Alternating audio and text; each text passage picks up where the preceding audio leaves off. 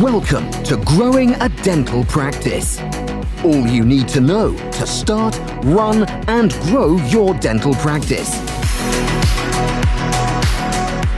Each week, dental marketer Mike Hennon chats with Doctors Lewis Butler and Sahil Tucker about their journey as principal dentists.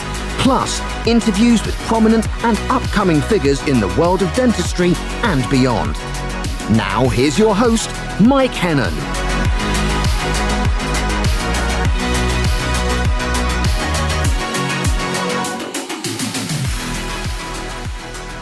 Hey guys, welcome back to part 3 of the business plan episode, all about projections. Enjoy the podcast. Projections are basically your numbers, and they're going to be several sections. So for me as a startup, I had to include my startup costs. So there's a list of everything that you need to do and how much it's going to cost and how you're going to basically pay that back. So then you're going to have a section 2 on my projections is loan. So how much the loan is, how much you can pay back every month, what the interest rate is, and it's all in an Excel spreadsheet with the formula, and you can just input the numbers and it sort of gives you the monthly repayments at the end. Then page 3 is another loan because I took out separate loans for the actual fit out and the equipment. Page 4 is the assumptions that I've made. So I made an assumption of opening hours, I've made an assumption of opening days, I made a note of the weekly hours that we're doing in total. So I've added up all the hours we're doing in a day minus lunch hours, and then that's our weekly capacity. The number of surgeries that we've got. So multiply the number of hours by the number of surgeries, and that gives you the number of available hours a week, clinical hours that you need to fill, and then the number of weeks in a year, and then the number of hours a year, and your hourly rate should give you a potential outcome in terms of potential turnover. Now, you can see this now, Mike. I can do, yes. Yeah. So I've been quite... a tiny number, that. It is a very tiny number. It's also a very conservative number. So this is also turnover, which is turnover is vanity, profit is sanity, right? So of course, yes. With these assumptions, I've been quite conservative in terms of, I've said I'm going to work Monday to Saturday, whereas in reality, I've always planned to open Monday to Sunday. Currently, I do Wednesday to Sunday. I would take Mondays and Tuesdays off, but we're looking to expand and we'll start to move into those days as well. I've also priced this at 4 surgeries and we've got 5. Mm-hmm. I've also priced this assuming that we're going to work 50 weeks a year because people will take annual leave. But then if you've got enough dentists and enough patients, there's a chance that you could run 51 weeks of the year and only take that week off between Christmas and New Year because there's always someone to cover. I've also put in an hourly rate of £150 for dentistry, which is ridiculously low. You multiply all those together and that gives you the projected turnover at full capacity for a particular year. I've also put in some assumptions of how much I'm going to pay people, which is £11 an hour, which is absolute rubbish in this day and age, but it was a guess. So that's page 4, the assumptions that I made. Page 5 is revenue forecast. So this is really important.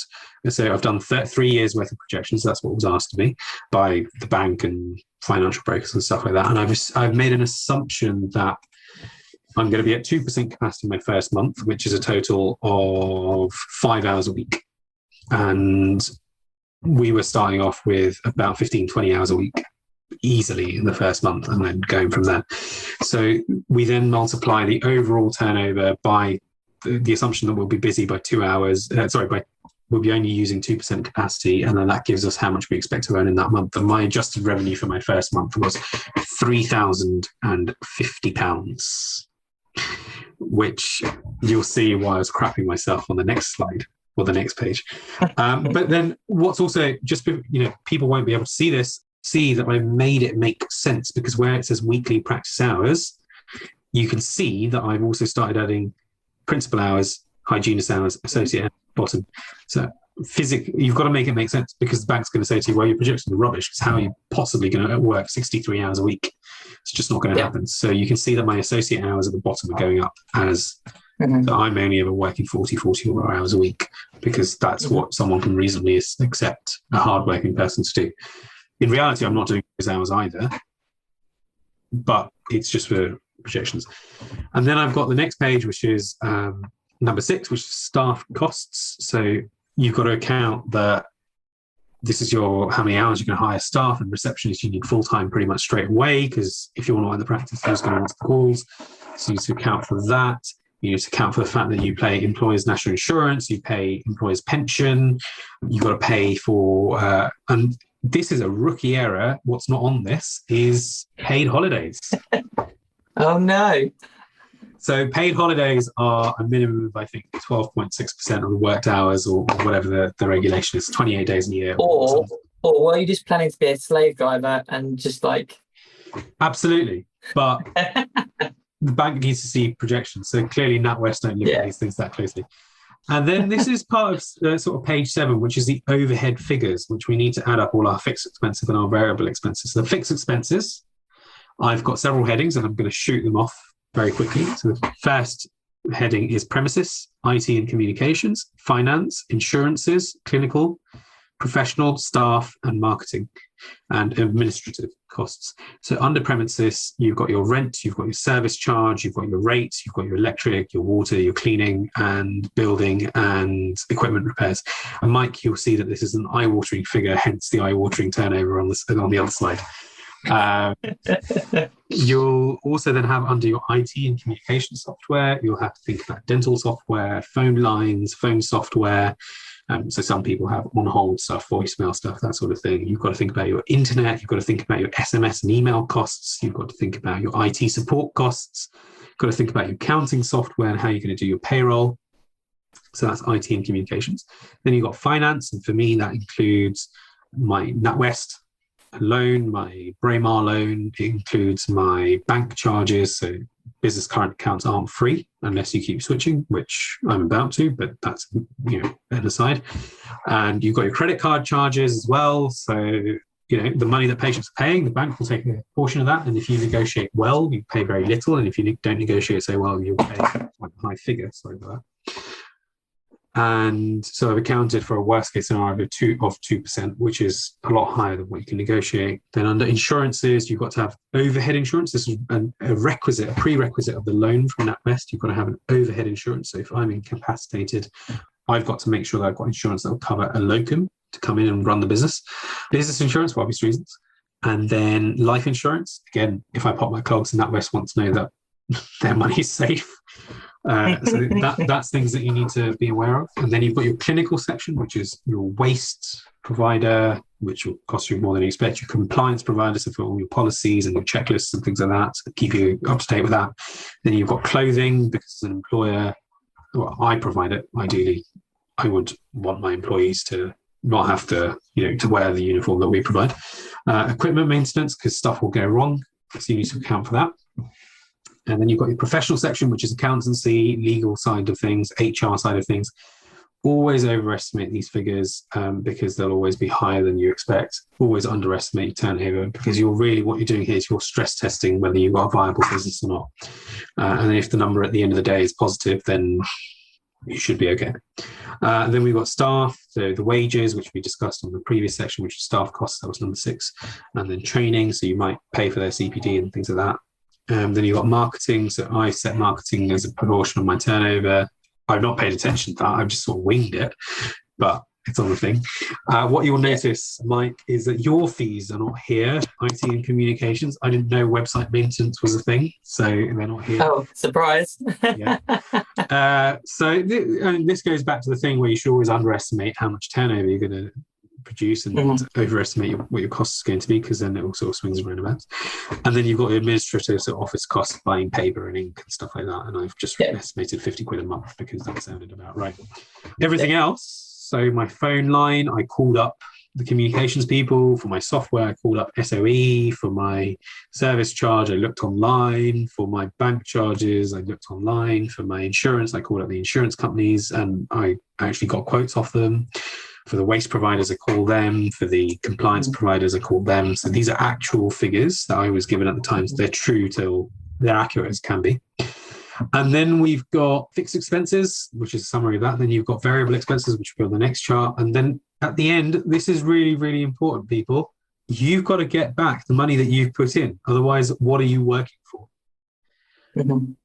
because the business should be so that you don't have to work rather than the other way around. You shouldn't be working for your business. The business should be working for you. And you need to account for the fact that I've put in a lot of money into the business and I'd like to be paid back over a period of time. And so I've accounted for that as part of the overheads.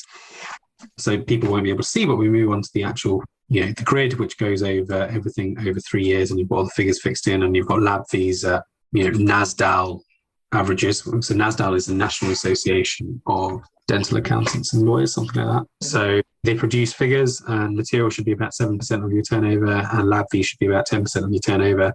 And of course, the more lab work you do, that's higher end dentistry, high ticket items, then the higher your turnover should be. So that's really important. And then you produce a figure at the bottom. Then you've got a profit and loss forecast, which is putting the two together. So then if you're listening, I'm guessing you're going to pause and go back, hopefully. Then you've got, so this is your revenue forecast minus your overhead forecast, which produces your profit and loss forecast. And then you get hopefully a positive number quite soon. And for me, I was expecting to turn a profit or, to cover my expenses in about month 5. Thankfully, that happened about 5 weeks in, not 5 months in. So that was really, really good. Cash flow forecast. So you need to start off with, my bank's got 10 grand in it. This is what I'm expecting my bank balance to show at the end of the month.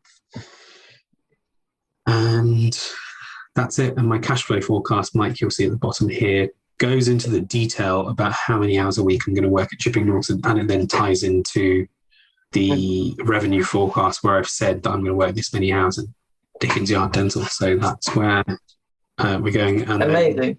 Month 10, I've told myself that I'm going to take drawings at £20 per hour. Nice. Which is absolute rubbish, because this month I've got £500 in my current account. My expenditure next month is going to be about £4,000, my personal expenditure. So this is £20 an hour is not going to be enough. No, but that's honestly, that is so good. I knew it was detailed, but I didn't realise how detailed. And I'm not surprised they were like, this is... So do people just not do business projections and stuff like that as detailed as you do? People get accountants to do them. So I got this template off an accountant, but the template was quite basic in that I looked at the template, thought this doesn't make sense because one section of the document doesn't link to another section of the document. And it's quite helpful that I'm handy with Excel and I can make one sheet link to the other to link to the other. So if I change a number on one page, it will change all the other numbers as well. So if I change the salary I'm paying my receptionists, then it will change my cash flow and profit and loss forecast a few pages down. So I'm quite handy with that. Most people would pay accountants to do this. So I did pay an accountant to provide me with a basic version of this. I looked at it and I was like, well, this was a waste of money, and decided I was going to do it better myself. So I have a family full of accountants. I think it's kind of in the blood. So it just came naturally to me. It's definitely a handy skill. As a business owner, you're going to need to know the finance side of your business. So there's no point being oblivious to it. Well, this is it. I know that I'm going to be in a bad mood week 1 of the month because I know I haven't covered my overheads yet. So week 1, week 2, I'll be a little bit irritated. Week 3, week 4, I'll be very happy, which is why I was very irritated last week, because we were having one of the best months ever. And then all of a sudden last week, it was just, where's everyone gone? And you will go through this as a business owner. And I'm sure people are doing this better than me, but this is about my experience. And all of a sudden that stress level has gone from we're doing so great this month to crap, I need to push these Invisalign cases over the line because I want my turnover to go up every single month without fail. And you go through that stress. But I suppose it's because I'm competing with myself. I'm competing with DYD in September 21 versus DYD in August and July 2021. And I want to make sure it's better each month. And I've been quite irritable in the last week because I know that I've had a few patients drop out, and these were the more profitable treatments. And so that's affected our turnover this week. But they'll come back. They all pay their money up front. So that just means that we're going to bank that money in October rather than September. So, but that's why it's important, because I need to know how much I've lost each month before I made it. And if your business credit card bill is X amount of thousands of pounds, you don't freak out because you should be making X amount of thousands of pounds more, that sort of thing. And then you realise that some members of staff are getting paid more than you. It's going to come. It will come. Yeah, exactly. You've started. It's a long journey. You're just at the start of it, and that's why this podcast exists, to tell people, keep going. Don't freak out the credit card charges. That's exactly it. Also, always negotiate. There's always, what I found in business is the first price that's not the price. I mean, I'm Indian, so I'm accustomed to that. Well, I think you've done very well at negotiating your first rent, haven't you? Yes, we have. Yeah, I've got to say it, but that's brilliant. And it's actually better than that, because I went back to them after COVID started, and I said, look, I'm a dentist. We're going to be fine. My business is going to be here in 15 years' time, and is your pasta shop.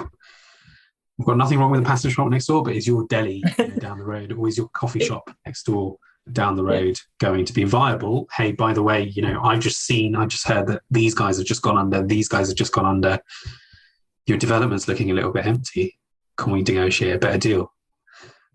Wow. You are ruthless. Well, the thing is, you've seen what my rent is, and it's standard local rent, but they're not losing out. This is a massive multi-billion-dollar company, pound. Well, they're a British company, but they're not losing out. They don't care about the fact that their development is not making them money, because they're all employees. It's no one's money. They care about the fact that their development's looking empty. And I think once you realize people's motivations, you can then push on them. And there was a point at which I'd spent 10 grand getting the practice designed, and I'd spent 5 grand with the solicitors, and I said to them, look, this is not for me. Unfortunately, I've got to walk away from this. This was last summer, and they came back to me 2 days later with a better offer. And going back to my mum's influence, seeing my mum bargain in markets in India, where I'm sort of telling them, thinking, Mum, just pay them. Like, this is so embarrassing, because you've got that sort of, well, I don't want to say English. I don't think it's an English thing. I think it's like a developed nation thing, where your price is the price, if that makes sense. Whereas in developing nations, the price is never the price. You're trying to hustle. You're trying to get as much as you can out of it. So I think that's really important. And I don't for a second think that they've got a bad deal out of it, because you can see the rent. They're going to get this money out no matter what. I've just got some breathing space so I can get going. And, it's in the back of your head every single day that actually my overhead is this amount this month, but in a year's time, it's going to be double. Is my business going to be viable in a year's time, 2 years' time? Am I actually going to take something home from this? And that's always on your mind. So this has to be for you, in terms of, you've always got another pressure. Whether you take that in your stride and you enjoy that pressure, that will vary from person to person. But going back to what you were saying a few minutes ago, this is not the holy scripture to follow in terms of setting up a dental practice. Definitely not, because I've already made so many mistakes, and we were open 5 months this weekend, and I already look back and think, crap, the lights are still on, that's good. So for the listeners, I don't know why I said that, Mike, I'm sorry, was clapping in the background. Exactly.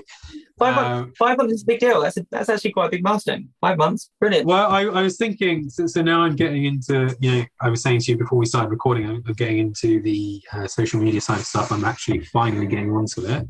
I was thinking of doing a promotion for our 6-month birthday, a half birthday. Just a reason to do something. Get our name out there. Get some cake out. That's it, right. Take half a cake. This episode has been really classy and really informative, and I've just made a joke about a half birthday and a half cake, bringing it back down. I think that's a really good idea. Imagine going back to that purple cow thing. You get a cake out on a birthday. Firstly, it's not a full birthday, but you get a cake out on a birthday. Who like, that's just a cake. Hey guys, it's our half birthday. We've got half a cake, half a bottle of champagne, half a chair, half of this. I don't know. So it's just that sort of absurdity. Do it. I want to see that on your Instagram feed.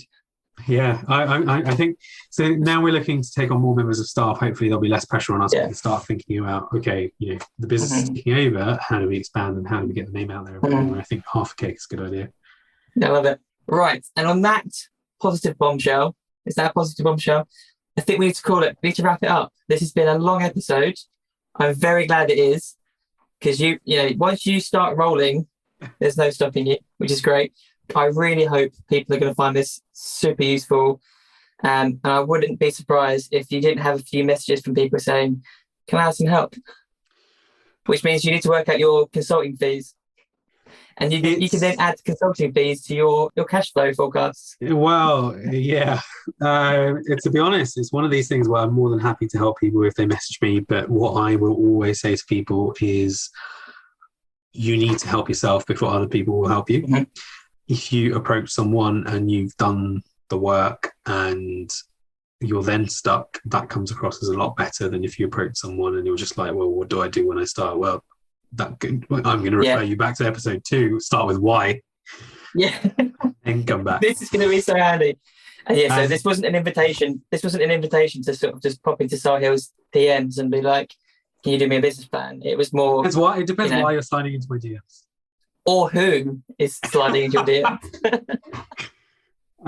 This just took a turn for the worse. Right. I think that we're both. For listeners, we started in the light, and that's why I was sitting in a pitch black room. It's brilliant. So I forgot to. I've got my lamp on, but it was bright outside, so I forgot to turn the light on in the room. But let's call it a day. Good summary. Let's call it a day. Thank you very much for your time. I really appreciate that you've got all that going on, and then you're going to sit down and talk to me about this. So it's really appreciated. And I'll see you on the next episode. Absolutely. I'm looking forward to imparting some more slightly dodgy advice. Brilliant. Right. Cheers, Sahil. Cheers. See you later. Hey guys, that wraps up our business plan episode. Join us next week for another episode of the Growing a Dental Practice podcast.